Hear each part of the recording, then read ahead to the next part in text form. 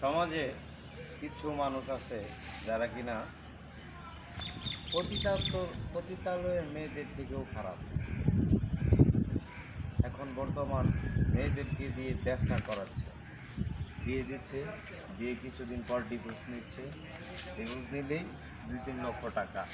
তো পতিতালয়ের মেয়েদের থেকেও ওদের টাকা বেশি, আর ওরা মানুষের মন নষ্ট করে। পতিতালয়ের মেয়েরা মানুষের মন নষ্ট করে না, টাকার জন্য রাত কাটায়, মানুষকে আনন্দ দেয়।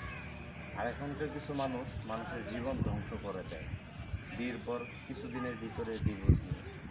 তো তাদের উদ্দেশ্যে বলতেছি, যারা কিনা যে মেয়েদেরকে দিয়ে ব্যবসা করাচ্ছেন, যে আপনি যদি মেয়ের জামার ইনকাম করা টাকা খেতে চান, তাহলে আপনি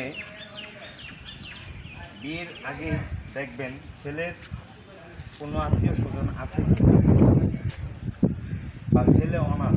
সব থেকে বেশি ভালো হয় ছেলে অনাথ হলে, যে ছেলের কোনো আত্মীয় স্বজন নাই, বাবা নাই, গার্জিয়ান নাই। তো আপনি মেয়ে বিয়ে দিয়ে তার মেয়ে আপনার কাছে রেখে দিতে পারবেন, তার ইনকাম করা টাকা আপনি খেতে পারবেন।